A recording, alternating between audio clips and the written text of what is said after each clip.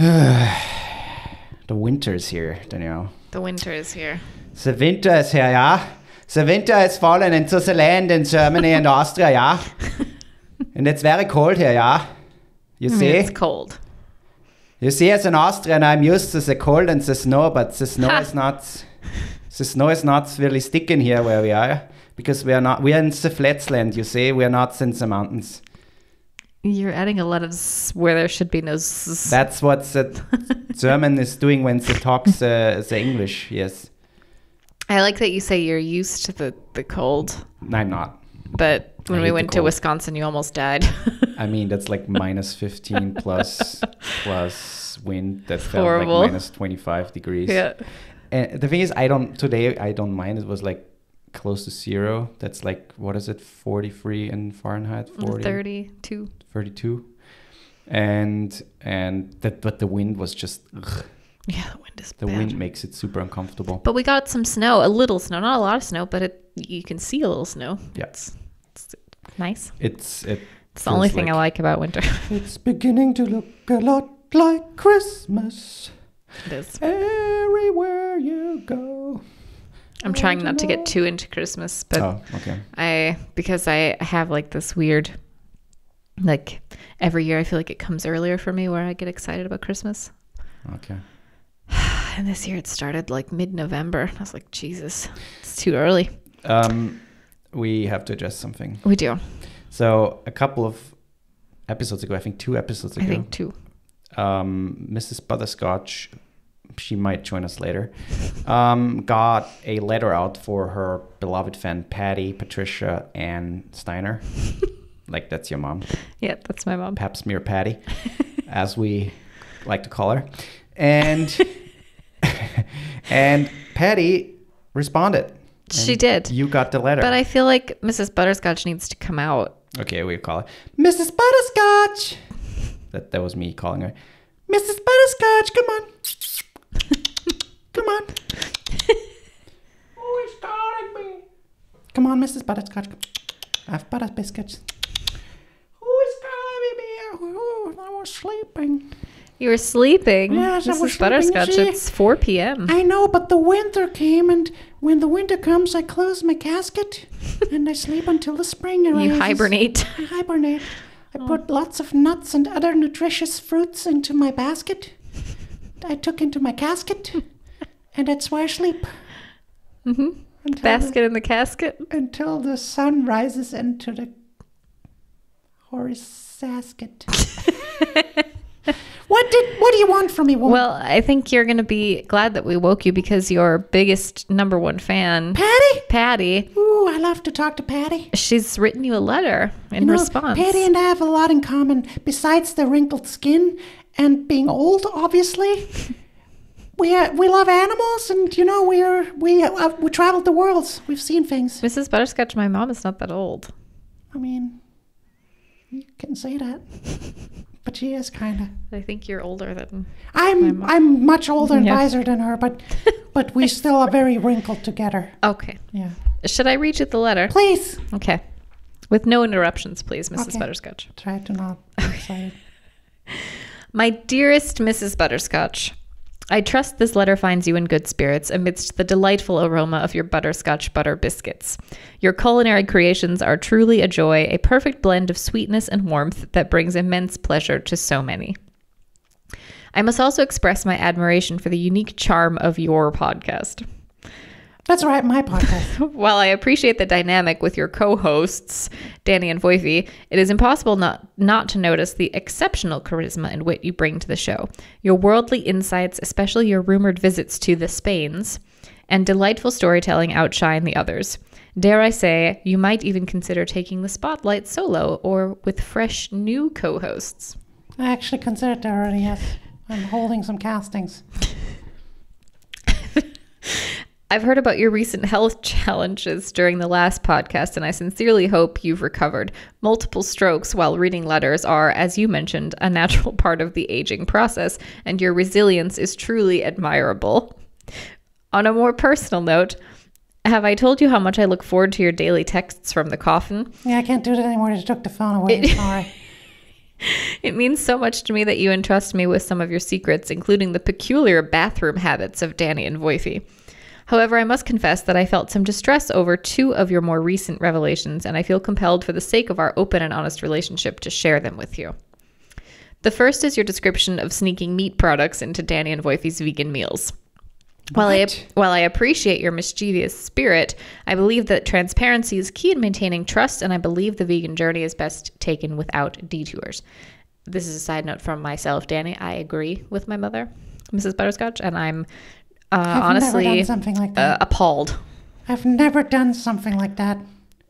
Your biggest fan literally just said transparency is key in maintaining trust. So it would maybe be a good time to just admit that you've done it and we can all move on. I might have... Something might have fallen in your food, yes. And it might have been dog food. Okay. Canned dog food. Let's continue. Or cat food. Let's continue the letter. Or... The second is that I think it would be fair to admit to Woifi that it was you and not Bean who was responsible for the incident in the corner of his office. Let's keep the honesty flowing like your cherished coal ink. A fair confession to Woifi might also bring some closure. On a lighter note, in the spirit of your affinity for writing in coal, I've penned this letter with the same medium. Your unique preferences are truly an inspiration. Wishing you continued good health and looking forward to more delightful podcasts. May your day be the butterscotchiest. Love, Patty.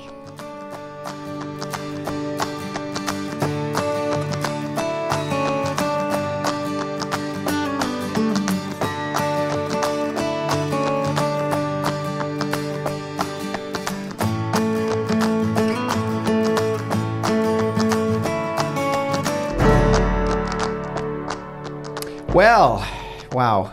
Okay. We're not going to address that much further. If you... We'll need to just have a conversation with Ms. Butterscotch later, I think. Yeah. So, wow. Okay. Let's get to the real topic. After 7 minutes.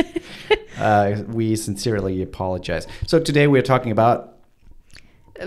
Making friends as adults. Friends as adults. We couldn't really decide, so I thought we just put it together. Yes. When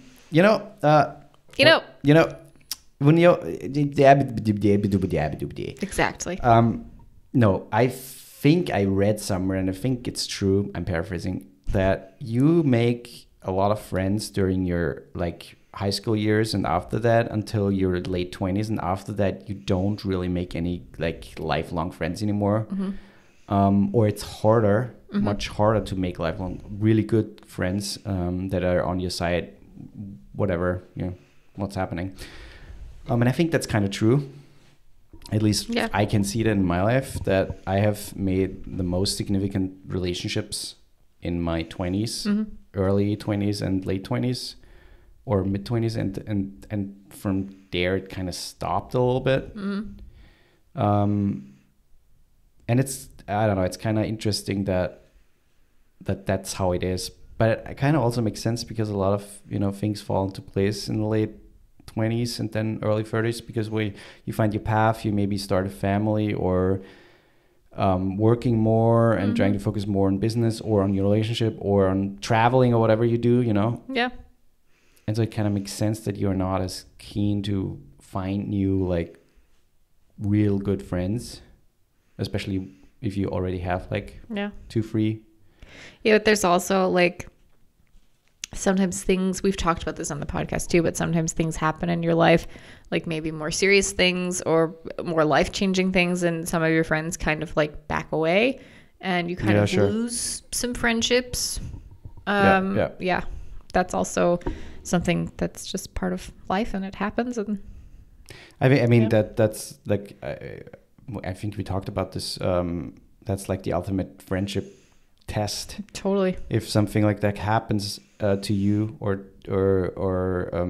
maybe even to someone, and or a friend of yours, and you can be there for them without any hesitation, basically, and you maybe even put your life on hold for a while, and show them that you're there for them and that you are supportive. I think that is true friendship right there. And I've seen it on my when I had the accident. Yeah. I've seen the people who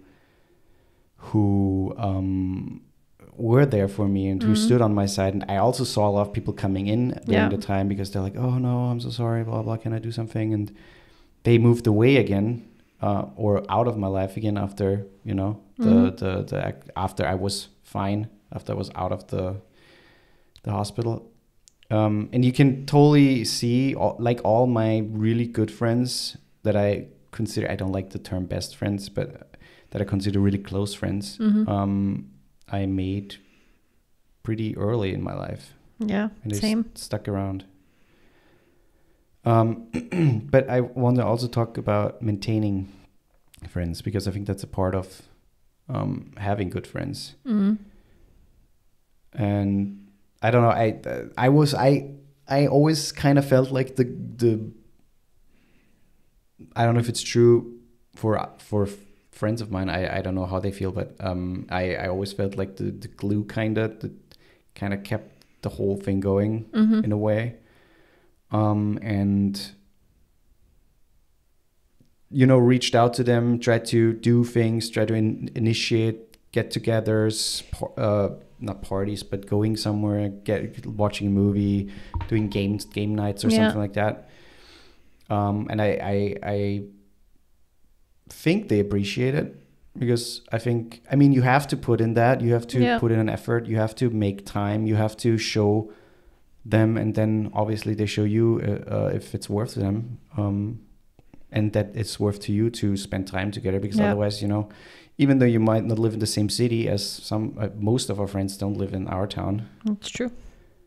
And even further away, I mean, considerably in Austria, nothing is really far away, but yeah, I think that's a massive part. And I think some people are not as good with making effort, but which I think doesn't mean that they don't like you or they don't appreciate you for what you do. No, I don't think so either. I think it's just, I don't know, there are some people who are naturally that kind of person who they're the organizer of the group, the planner, the person who's like, hey, let's all get together and do something. Yeah, and then there are people who they care about the relationship and they want to be part of that, and they always try to find the time when it's suggested, but they're not so much the organizer type. Yeah, no, that's true. The one thing that I've seen in the last couple of years that is kind of frustrating, but at the same time, I that's something I need to learn more, and that I need to accept more, is that some people just don't give a shit, which is fine. And it might hurt a little bit, because you feel like, oh, I have a really good connection with them. We understand each other. We like each other, but there is nothing coming back, like no effort at all. Like not even just a little message once in a while, or a text, or an initiation for, you know, let's hang out, or let's get coffee, or let's just go for a walk or something. Yeah. And I don't know. I struggle with that sometimes. And I know, for example, like with some of my friends, they're not as good as in that stuff, and they even voiced that to me already, and I understand that too. Obviously, I'm not mad about it, but I'm talking more about, you know, friends that are not as close, and you know, try to initiate things and engage and stuff, and nothing's coming back. That's something I struggle with once in a while, because I feel like it would be nice to have a better connection with those people, but at the same time, I think it's, for me, that's learning to say, okay, that's obviously not what they want right now, and it's not a priority for them, which is fine. And I have to just take myself out of the equation. Yeah. And I think, I don't know, I don't want to just ramble. I think especially when you're older, friends fall away, connections fall away, people move away, people have kids. I mean, we have a kid, things will change. You know, people travel for work, or even just travel for, you know, pleasure. Yeah.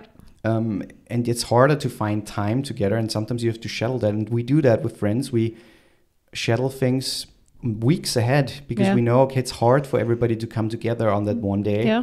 So we have to find a date weeks ahead, but it most of the time works. Well, and the thing is, there's I feel like two kinds of friendships. There's the friends who are like you still consider them friends, but you don't need on either side. You don't always check in. You're not always doing stuff together. And, you know, you might see each other once in a while. But then there are the friends who you might have a similar relationship with in terms of like how often you see them. Yeah. But it's just different when you see them. Like they still also, check in when things are going, like when you have hard things going on in your life or things that you're struggling with, or, you know, they still always check in. And when you get together, it's as if no time has passed. You know, there's that friendship too. But I think the difference between those two is that if something would happen, if you would need them, they're there. Yeah. They're 100% there. Yeah. If they can't be physically there, they're just there in terms of talking to you or lending your ear or whatever. Mm-hmm. And that's the big difference. I mean, I always think of, when I think of like really good friends, I always think of Libby, because we've known each other. We've been friends since 2000. So 23 years of friendship. And we were kids when we met, and there was always the balance. Like we were best friends when we first met for years and years and years. And then after high school, you know, you kind of fall out a little bit. Mm-hmm. Everybody's doing their own thing, but we always still were friends, and we always still, like, I don't know, found our way back to each other. And there was never like a falling out or something that took us apart from each other. And then, you know, it kind of built again. Even when I was here, like it built again even after I moved away. Like I moved to Portland, and then I moved here. Things like that don't matter usually. Yeah. Exactly. And that's the kind of, that's like a true friendship. I feel like we don't always talk to each other. We're not constantly checking in, but we're still checking in, and we're still like, we care about each other and what's going on in each other's lives. And we try to at least once in a while find the time to, hey, how's it going? Let's chat. And, you know, Libby and Leslie are coming to visit soon in 2 weeks. Mm-hmm. They'll be here. That's going to be fun. That's going to be fun. But yeah, those are the kinds of friendships that are like, I don't know. It doesn't have to be we talk every day to be your best friend, you know? Yeah. Or closest friend or whatever. Exactly. That's the thing. I think and it sounds so like on the nose, or even I don't know, unreal, but I think that's, at least from my experience, the people who you can count on in any situation where you need them, and they're there. Those are real friends, and it's not only a saying. That's just how it is. Mm-hmm. I've seen it in my life, and I also seen the other side where people, you know, come and go. Yeah. And but I think what also should be a part of this episode, we already mentioned it, is that how to find friends, like when you're an adult, older already. It's not so easy. Especially nowadays, where, you know, a lot of people are glued to their phones, and social interactions in like public places is not as common anymore, and can be seen as too, like, I don't want to say creepy, but maybe a little too intrusive. Yeah. Almost. But there's still ways to find new friends, to make new friends. And I think one of them is, and that's basically a given, is do things that you usually wouldn't do. Yeah, I was going to say the same, and it goes along with an episode that we just released about getting out of your comfort zone. And that's a big part of making new friends, especially as an adult, because you're typically not automatically in situations where you might meet new people. Yeah. You know, it's not like when you're a kid and you're, you know, in school and you're going to meet people that way. Yeah. And you might have a class with somebody that you normally maybe wouldn't have talked to, and now you become really good friends. You don't have those interactions and those experiences much as an adult. Yeah. No, totally. And I think a lot of people tend to be lonely and, you know, escape loneliness by using, I don't know, the internet for various things. And again, no judgment there. But and research and also studies have been proven that people who have friendship, like long-lasting, meaningful friendships, are healthier and tend to live a little longer. Mm-hmm. And it's just so nice to have like a pool of friends, or at least some good friends that you can count on. Yeah. That you can talk to, especially if you have a hard day, if you need some advice, they know you. You know, there's no like there's no like, I don't know how to explain it, but with some people, you can talk about everything. Yeah. And there are some people you maybe consider friends, but okay, I kind of don't want to talk about that stuff with that person because I don't feel as comfortable with them. Yeah. I had found a list of 6 activities to meet potential friends as an adult. And some of them sound kind of silly, but I think they're actually really valid. Yeah. And the first one is a pretty obvious, it's on everyone, but it's join a gym. But obviously, if that's something you enjoy, if you like that kind of thing, great.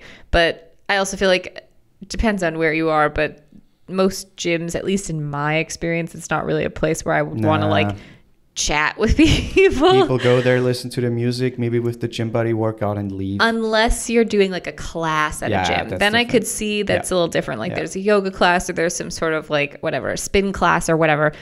Different story. I think that is more along the line. So if you have an interest in fitness and you want to meet people, I think joining some sort of fitness class is a great idea. That goes along with the do activities that you usually don't do or that you feel like, I don't know if I want to do it alone or there's also, I don't know if Meetup is a thing here, but in the US there's a site called Meetup. There are things like or that. Bumble BFF is a thing. Or, there's tons of online platforms where you can meet people, and Meetup I think is really great because you can find a meetup for almost any interest that you have. Yeah.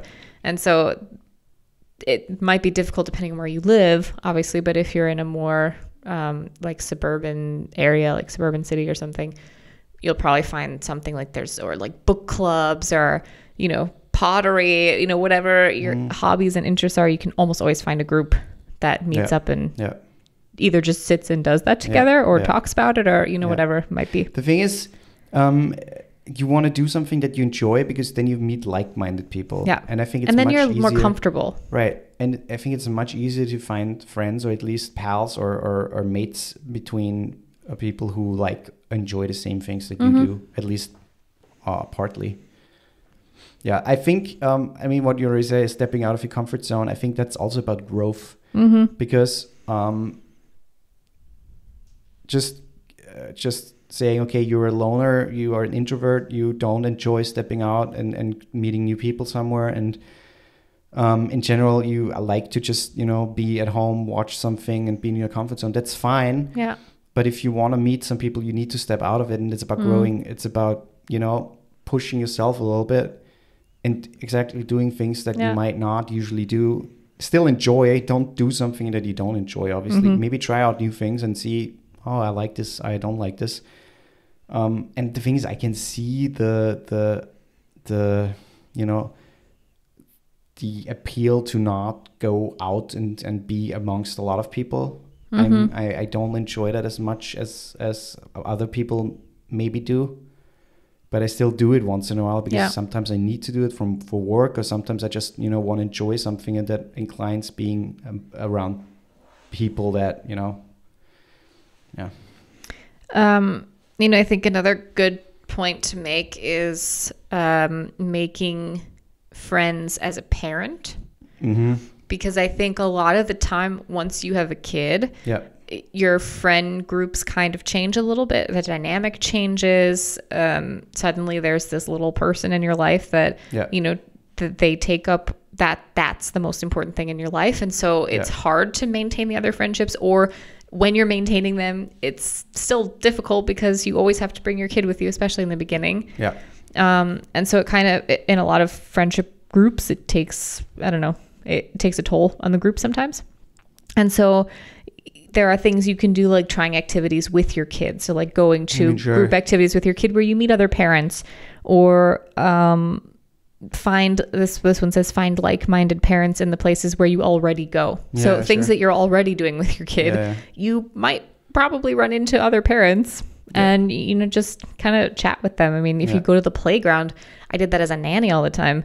When I was at the playground, a lot of time the kids were playing, and I'm not necessarily playing with them all the time, so you're just kind of watching and making sure nobody gets hurt. When you chat with people, it's just like a natural. You're not on the swing alone, and when a kid comes along and asks you if you want to share, and you say, "No, fuck you, it's my swing." It has been on it for 2 hours. Fuck off, kid. I did love the swings when I was a nanny. Snorting cocaine and swinging. Yeah, sure. That's how you do it. You need to maintain an energy When level. you come back without the kids, the parents are like, excuse me, Miss Danielle, where are the kids? Fuck off. Get off my back. You don't pay me. I mean, sometimes I really was the nanny at the playground who played with all the kids there. Like, somehow the kids would drag me into a game, and then it became a thing. And it was every time we went to the park, then I was the fun person there. But yeah, things like that, going to the park, or just going to activities and doing activities with your kids. And then, social media is great for those kinds of things. I mean, sure. We've met a lot of friends. I mean, we met Simona through social media. I mean, not really, though. I mean, yeah. We met her for the first time being there. But yeah, we kept found contact, and we grew the connection through social media. One And Kim, we met through social media, and Rosalie. I mean, we met so many people, and we have so many nice relationships with people that we just met because we had, similar interests on social media. And I think that alone, if you really, are open and maybe a little, what is it called? Vulnerable, exactly. I think people appreciate that, and people see that, oh, okay, this person just, wants someone. And if they respond, they might as well. And again, it doesn't need to be, oh, I need a relationship, whatever, it can just be, oh, I need somebody to, do things with once in a while. And you can ask it casually about worrying what they might say or not. Because if they are interested, they tell you, they will say, oh, sure, let's do that. Let's hang out once in a while, or let's do something. Yeah. And if they're not, then, okay, then that's it. Then you try it with another person, or try it another time. Yeah. It doesn't matter. But yeah, I think social media is a great tool for that. At least getting to know someone, maybe if you're a shy person, texting someone on social media, sliding in their DMs, as the hip kids say, and just, maybe you have similar interests, and you probably know that already because you might follow them. Yeah. And maybe you subscribe to their OnlyFans, and you know them already, how they look naked, so they're oh boy, they're already, that thing is already gone, so oh boy, you just send them a dick pic, and you're like, now we're even, let's be friends. no, don't do that. Stupid advice. No, but it is you just reminded me, it's so stupid. Some random guy, not a dick pic, thank God, some random guy on Instagram, I got like a message request because I don't allow everybody to just message me, and he responded to my story of like my 30-week pregnant photo. So where I like posted like I'm 30 weeks pregnant, and you see my belly, and it's all, pregnant photo. And he responds, "Hey, sexy." I'm like, who the fuck? I mean, the thing is, what do you expect to come from that? Don't end nothing, but you can just take it as it is. He thinks that you look sexy. It's fine. I mean, it's nice. Delete it. It's nice. But it's like, I want to say thank you and then delete it. I don't know. I want to know what men are thinking when they do things. It's like, first of all, if you see that I'm 30 weeks pregnant, you can most likely assume, not all the time, but most likely you can assume that I'm with somebody. First of all, assume, so I don't know, maybe not. Yeah, but most likely is what I'm saying. But pregnancy, and especially having a child, breaks apart a lot of relationships. So maybe he's like, being hopeful for that. It's like, once that breaks apart, I'm here. But I just want to know, like, what's the hope in the response, like that I'm like, hey baby, hey baby, ooh, I want to know. I have some. Why did you text me that? In the same article, there's also 6 ways to maintain friendships as an adult. I don't think we need to go into that. I think it's just a quick like bullet point thing. But I think it's helpful. Make the time, even if you're, quote, too busy. I mean, effort. We said that already. Regularly commit to something on the calendar. That's like what Nicole and Astrid and I do. Every time we meet once a month, and every time we meet at the end of our little date, we set up the next date. So it's just always something we do. Yeah. Be present. So when you're actually with them, you're with them. You're not distracted. Yeah. Communicate. Show up for your friends, especially when it matters most. That's what we talked about. Yeah. and accept that friendships evolve and change. Yeah, sure. Because they, you know, it's the same with everybody. We've talked about that when we were translating love. I think we had an episode about that. I mean, we talked you about change over the years, and you know, if we talked about it in the growing up and trying to figure out who you want to be in the world in a couple of months ago. Yeah. But your best friend at age 16 might not be your best friend at age 24 because you change Stop and grow in taking different drugs ways. And yeah, sure. Because what? You stop taking drugs. And or you start. They want to sell it to you and you're like, I'm sorry, I'm over that. No, but you change and you grow in different ways. It's the same with romantic relationships. No, sure. And I think... You're always changing and evolving. It's always sad if a relationship falls apart, if a friendship, no matter how good or bad it was. Yeah. It kind of always is sad if you feel like, okay, there's nothing coming, or I feel like that person is not interested in that anymore, or doesn't make an effort because of whatever, then yeah, you have to accept it. Again, that's what I need to learn a little bit more. But then at the same time, I really appreciate the real friendships. Yeah. And I've been talking a lot with Andy the last couple of months about that stuff, about in general meeting new friends and maintaining friends, and just the real friends, like deep connections where you can actually talk about things. Yeah. Because I sure enjoy meeting up with people and talking about stuff with people that I'm not super close, but at the same time, at some point it gets exhausting. Sure. And it's also, it kind of feels pointless to a degree, where it's like, okay, I'm not getting anything out of this thing.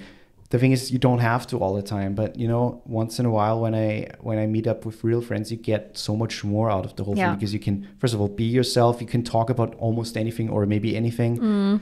Be open, and they tell you things that are, maybe you can help them, or you can help each other.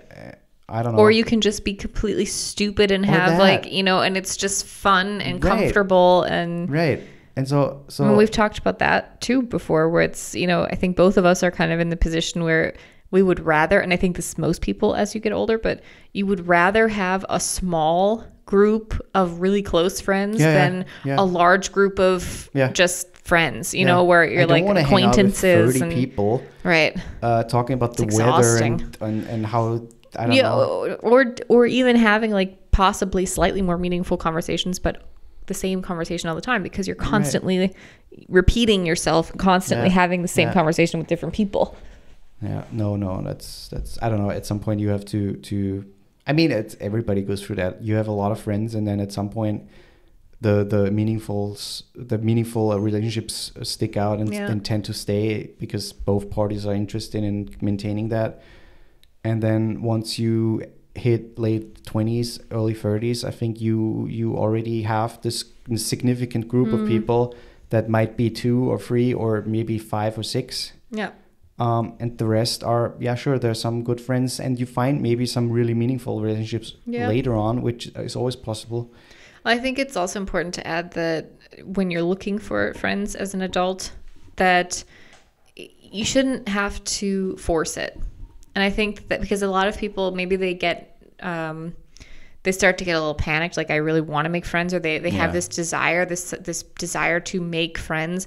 And so they try to force it, and they try to like, I don't know, maybe they meet someone and they're like, oh, this is a nice person. And then you're forcing conversation, or you're forcing like, let's do something. And I feel like the real friendships that are actually going to be good, solid friendships, they're basically from the start, like it feels easy, Yeah. No, I agree. So it shouldn't be something where you're like, maybe it's a little uncomfortable at first if that's what your goal is, to try to make friends. You're trying to go out to make friends, and maybe you feel uncomfortable. But usually when you meet somebody, if you click or you don't. Yeah, the energies have to match, and you have to be able to be yourself without not, trying to be someone else, or trying to be someone that maybe you think they want you to be, or not totally. That's it, everybody. I hope you liked this episode. I think we I don't know, I thought we might do something that maybe comes from like our experience, but at the same time also maybe helps you a little bit to navigate friendships and getting new friends or maintaining friendships. And also, I have troubles with people breaking away once in a while, or I'm trying to put in effort and you know, and it's not working, and accepting that is also part of that, as sad as it might be sometimes. Please consider subscribing, please subscribe. Sorry, please subscribe. Rate the podcast on Apple and Spotify, and head over to our Patreon to check out what we have to offer there. And share the podcast if you listen to an episode that you feel like maybe would be helpful for somebody else or somebody else would enjoy. Yeah. Then we have such a massive backlog. I think there are tons of things. There's something for everybody on here. For everybody. And we have so many good episodes on mental health and all that shit that I think that's... all that shit. Yeah, there's a lot of stuff in there. I think that can be listened to once in a while if you have troubles with things, if you're going through a rough patch. We talked about depression, talked about trauma. Exactly. So but we also have like some fun episodes, obviously, where it's just silliness or, Yeah. you know, just something to make you laugh. Yeah. Okay, that's it. That's it. Watch out for deer.